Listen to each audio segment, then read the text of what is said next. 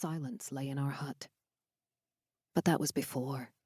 Later, you went around with Nila roped to you at the waist. Not one word would pass the weakling's lips. Too strong was this mark from behind the water's veil, where mankind spins its origins.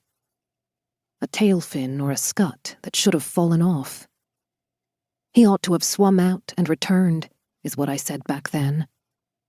Never will he be of use in the reindeer forest. 3.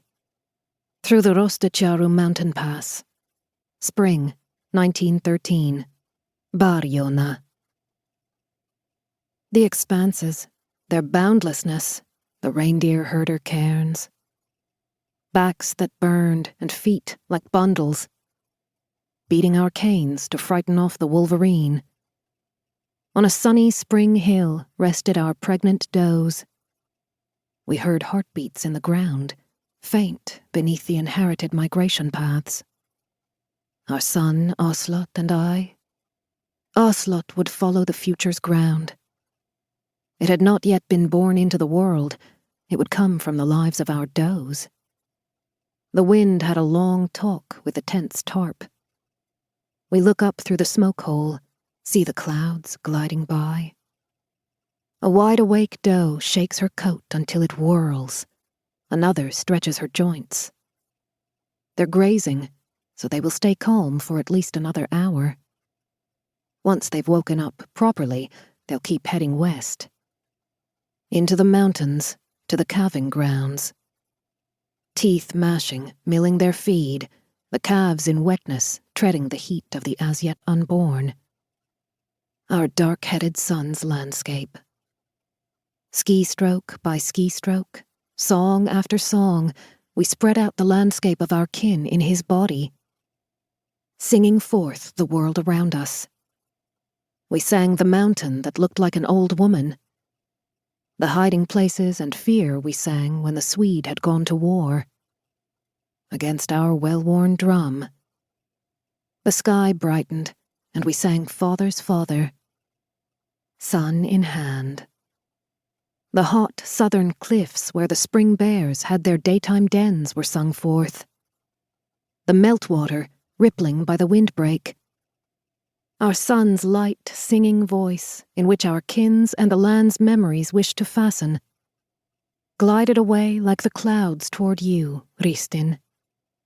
Trailing far behind with the other families headed for our spring camp. And the weak boy, who had to travel with you and not us. His gaze like the sea, which I had taught myself to love. A cleansing bath, that gaze of his. We sang the work and the reindeer who led our family apart. The reindeer who taught us to use the tundra. The sun stood silent above steep cliffs.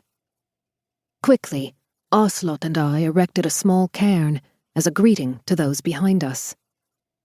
Then all we had to do was keep following the reindeer colors, the wandering herd, like ocean waves. Brownish-gray backcoat, white and downy, bluish-white close to the skin. Black-tipped. The does streamed gently up the slope. The fact of breathing ongoing. Billows of reindeer colors. To be without the reindeer's gaze was impossible. The herd's body became our bodies, our family. Only in the flow of work was my longing absent. Then I only saw antlers, possibilities in the group.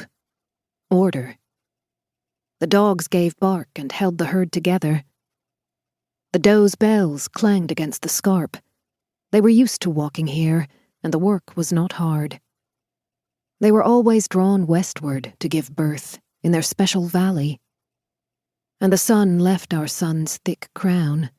I watched it shrivel like dead twigs.